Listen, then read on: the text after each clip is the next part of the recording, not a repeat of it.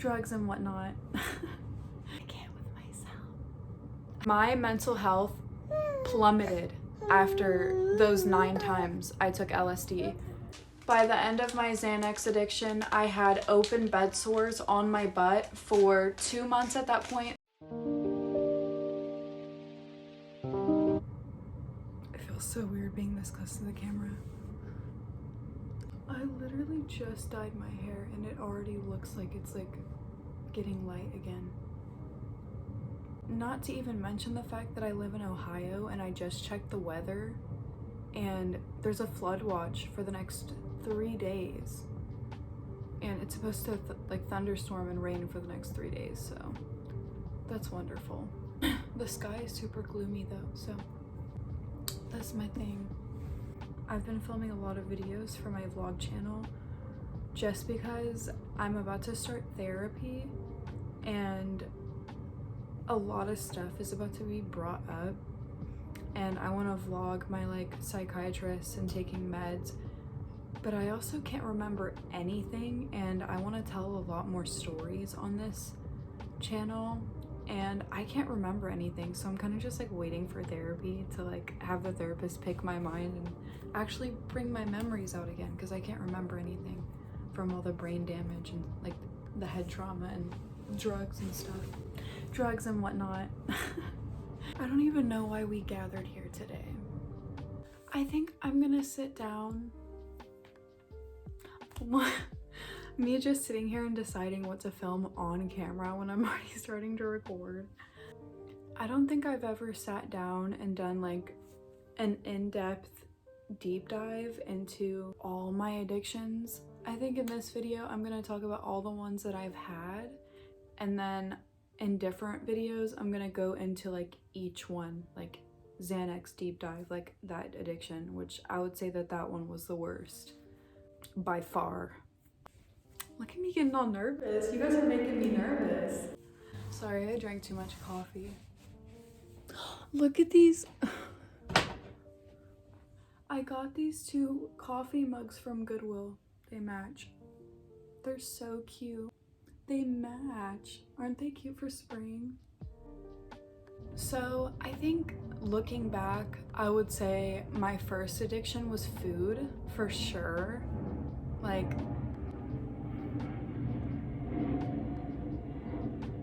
I live next to a military base, so I had a fast metabolism, so I ate constantly. I would drink like 3 or 4 sodas a day, and my mom would always tell me to slow down or it would catch up to me. Oh, let me go get baby and I'll be back. Oh, look at you. My mom always told me that I needed to slow down on food or it would catch up to me, and boy did it. And I won't talk about this too much because I've already covered this in a few videos, but when I moved to my new school, I moved from one city to a different city right after 7th grade and started 8th grade in a new city and got bullied. But I also got bullied by my stepbrothers for my weight, even though I was like 5'5" probably at the time, 5'4", and I was like 140 pounds. So by no means like even overweight. Like I literally would not even consider that overweight. They started making comments, they made me aware of my weight, and I started binging, gained a bunch of weight, started binging and purging. That caused eating disorders. But I'm gonna move on to the next addiction, which was weed. Weed was my first like addiction type of thing. And I don't know if I would so much call it an addiction as much as it's a dependency type of thing for me, but I mean, you can read between the lines there. I've been dependent on weed for almost 6 years now, same with nicotine, but started smoking weed before I started smoking nicotine, and I got addicted to it way quicker. I pretty much used to not be able to function without weed at all whatsoever, and weed got me into so much trouble with the law and with my parents. They took the door off the hinges on my bedroom for a year and a half, 2 years before I moved out, up until the day that I moved out. When I was 17, mind you. Ooh, I need to make a story time about why I moved out at 17 and what it was like moving out at 17. Remind me, I need to do that. I got 2 misdemeanors for weed through court and had to expunge them from my record before I turned 18, which one of them I almost didn't. And I chugged Serto on this channel so many times for that court drug test. I was on probation for almost a year because of weed, because I couldn't stop smoking. I have borderline personality disorder, and now I have PTSD, diagnosed. Both were diagnosed. Every time I wouldn't have, immediately when I wouldn't have weed and the high would start to wear off, I would start to just have a mental breakdown. Like, I could not control my emotions. Oh my god, I was such a mess. Like, I had no one. Cheyenne was the only person I had. My parents were not being understanding at all about my mental health and were being really mentally abusive and saying stuff about my eating habits, and like, it just was a really toxic situation to live in, and it made it a lot worse. And yeah, weed has been my longest lasting friend. Weed is my first love. It has gotten me through the most. Not saying that it's normal or at all okay to feel this way. If you do feel this way, then that means that you most likely have a dependency, and you shouldn't rely on a substance or anything else to make you feel okay and to bring you out of a horrible headspace. That means you have a problem. And I still have this problem, and I'm getting help for it. And you should definitely get help for it too if you feel this way and feel like weed is the only thing that is keeping you alive or keeping you sane or happy, or the only thing that helps you, or the only thing that brings you out of a bad place. You should definitely seek therapy. From someone who feels that way. Love you. And I have not enough, like, I have too many good things to say about weed, but I also have a lot of bad things to say about it too. Yeah, I guess this will be all the drugs that I've taken and my addictions. Nicotine has been a huge one too.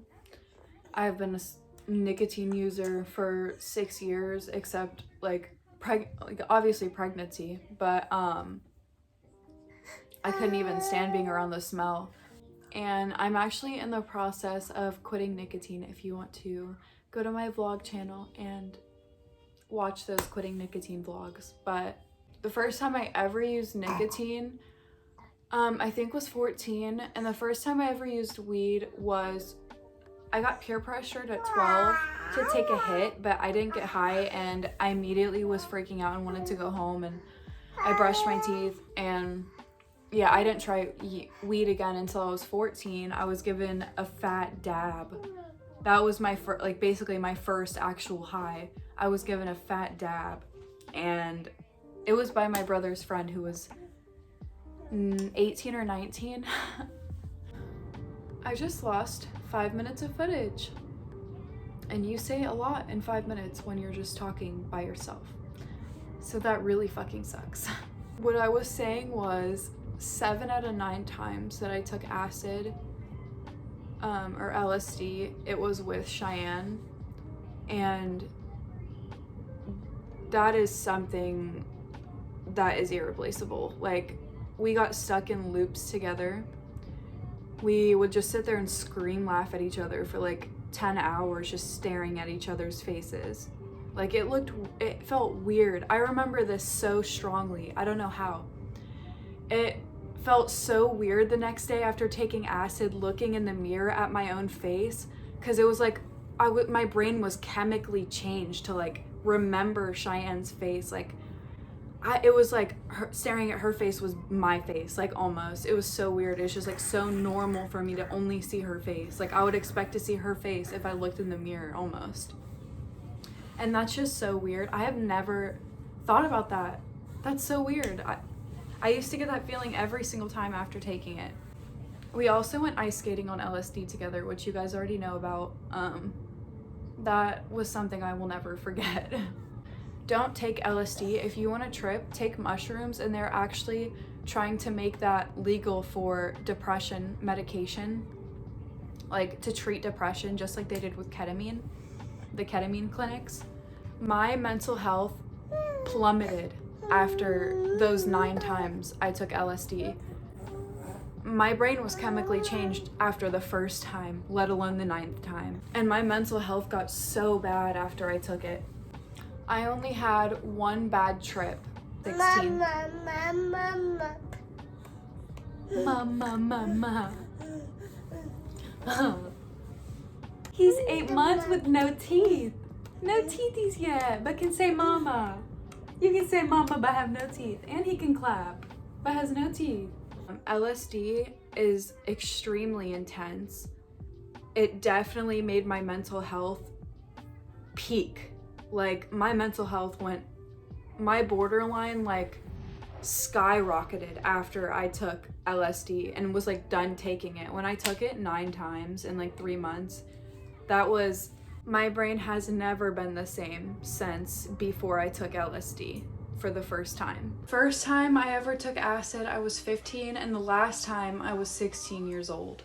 I will never take LSD again. I do have a lot of really good memories on LSD, but it's insanely hard to control. Like, if you start spiraling into a really bad and dark place, it's like impossible to control that. You have to have really good self-control.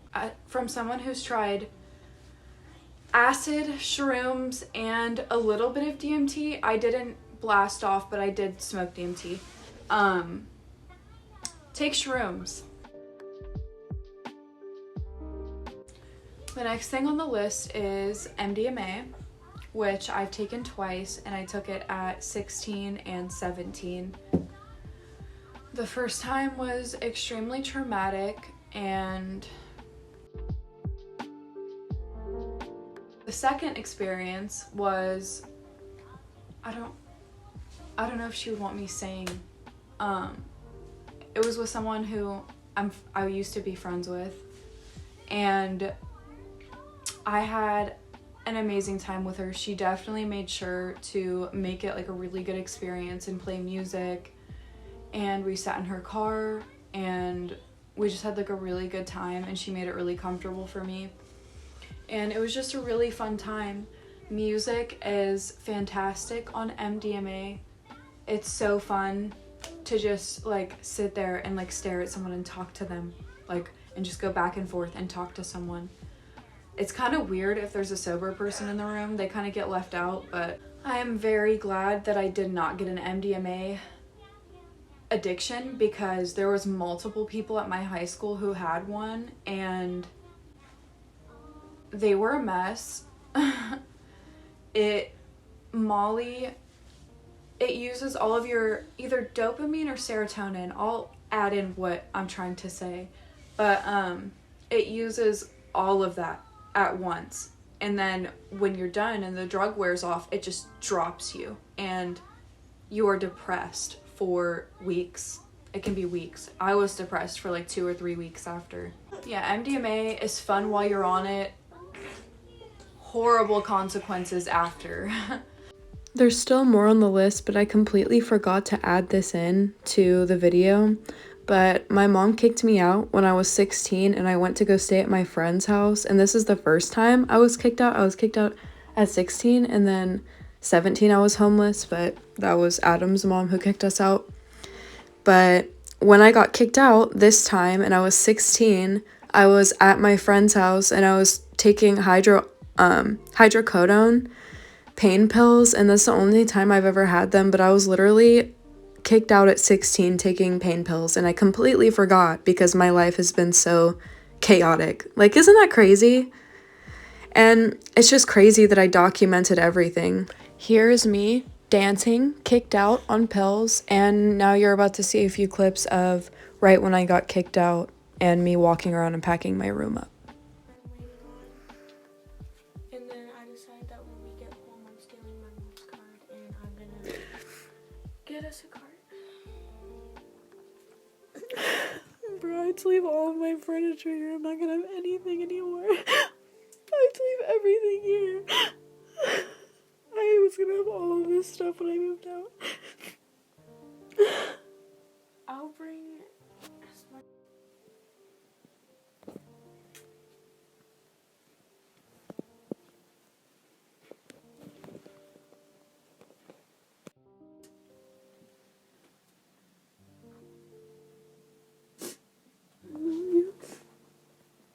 We're gonna move to the next one. Because this is a long why is this list so long? Oh my god.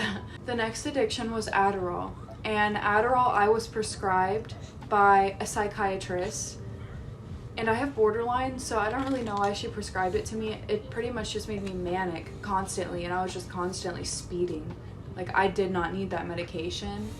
And it made me lose 40 pounds, and I got super, super skinny. And yeah, I was just addicted to it for like a year and a half. It was not good. I did not eat at all. Adderall was definitely not my drug of choice. I'm more of a downer person because I have such bad anxiety. I only smoke weed now and drink occasionally. Quitting nicotine. What the fuck was that? While I was on Adderall and addicted to it, I went on the camping trip that's on this channel with Cheyenne, and we acquired mushrooms. This was the first time I had ever taken mushrooms, and right before we took them, Cheyenne got into this huge fight with Aaron, her boyfriend, who passed away a year before her, and they were my best friends. But they got into this huge fight, and they were yelling at each other in the tent, and I was just sitting there, and they were on FaceTime. So it just like kind of put me in a bad headspace right before, but it kind of put me in a really horrible headspace right before, and we didn't think to bring candles or lanterns, and we were at a creek. We were at a river. What would you, I think it would be like a little creek river thing where you go canoeing, and there was no lights anywhere. It was just woods. Not a single light. They didn't have a single light there. Nothing. It was pitch black. We only had our phones, and then our cars were pulled up against the lake, and the tent was up on the, like you saw where we were, and there was not a single light. I don't know why I decided to take the mushrooms in this situation, but I did. And it was my first time ever taking mushrooms. I've only taken mushrooms 2 times, and that first time I took more than the second time. Just terrifying. We had a blanket laid down in the middle of the woods, staring up at the trees, and it was just scary. It was pitch black, and there you could just see the stars and the sky, and the trees were black because it was so dark outside. It just looked so scary, the tree branches, and we did not have a fun trip. Like, I more so that time just had mushrooms tell me what, because let me tell you, if you take mushrooms in a bad place, they're gonna tell you what you need to hear. Like, they really will. And that might sound crazy to someone who's never taken LSD or mushrooms, but when you take mushrooms, like, you will leave your bad situation. Like, you will finally, like, be like, you'll finally come to terms with things that you should have come to terms with. Like, mushrooms will tell you stuff, and it's crazy. Now I'm gonna move on to Xanax, because that comes right after. Right after the camping trip, I had met Adam. Like, literally the day I came home from the camping trip, I met Adam, and I have not spent a day apart from him. I'm not gonna go into detail, but our relationship was extremely toxic and not good, and I was coping by taking Xanax. I said a lot, and I'm deciding not to put it in because my Xanax addiction is just so raw and like open still. I still have not resolved it, and I'm just now into therapy. By the end of my Xanax addiction, I had open bed sores on my butt for 2 months at that point, a month and a half. And I was like 90 pounds, like 92, 94 pounds. And I'm 5'7", so that's not good. Still am nowhere near over the trauma from that time. Xanax ruined my life. It nearly killed me multiple times. The most I've taken was 12 pills at once, but that was my worst addiction. Like, treated people horrible. I would attack people for no reason, like on my phone. Like, I would unadd people for posting something I didn't like or like annoyed me, or for like putting the wrong your. Like, oh my god, I was so horrible. Like, I chose to get sober. No one else helped me. I helped myself. No one helped me after in recovery, and no one has still helped me. I am now getting into therapy and psychiatrist. 2 years later, I had no help. I didn't have anyone mentally supporting me, and then I got pregnant. But when I got sober off of Xanax, the last time I took it was March 30th of 2021. And I was hospitalized because I almost died. I need to retell that story and take that off my channel, because that was like, I filmed that right after I had gotten out of the hospital. Like, I got out and got a gnarly alcohol addiction. I don't know how else to say it. I almost died, was in the hospital in the ICU, intubated, catheter in, and then when I got out, I didn't go back to Xanax, but I started drinking, and then drinking more, and then drinking more, and then I ended up to the point where before I would even get out of bed when I woke up, I would roll over and take a swig of my bottle of vodka from the night before. He would have to buy me a handle, we would buy it at night because I would have finished my bottle and I needed a little bit of the next bottle to get me to sleep. And so I would have it in the morning and wake up, drink, run out at night, have to go get more. The cycle would continue until I was shitting blood, literally started shitting blood, and got up to 150 pounds. But my God, alcohol will do that to you. If it's not all the calories and sugar in the alcoholic beverages, because I was pounding Four Locos too. It wasn't just handles of alcohol. Alcohol makes you eat. Then I found out I was pregnant at 18. Oh yeah, by the way, this is all like 18. Like, I wasn't like 25. Like, no, I was addicted to Xanax at 17 years old. I forgot to say that. I was addicted to Xanax at 17 and was actually homeless for 2 months when I was 17 because of Xanax and addiction.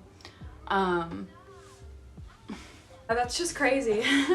But yeah, then I found out I was pregnant and I quit alcohol immediately. I definitely have a very addictive personality. When I start taking Xanax, I completely cut out Adderall, and when I stopped Xanax, I moved to alcohol because I just needed to like fill that void, and I still have nightmares all the time about searching for Xanax, about taking them. Like, I have not healed that trauma whatsoever.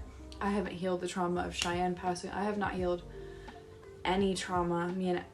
Like the relationship trauma, I have not healed anything. That's all my addictions. It's definitely very hard to live when you're constantly trying to fight addiction, even when it's food and nicotine. It sucks. Oh my God, or people. I forgot that. I completely forgot about that. Being addicted to people.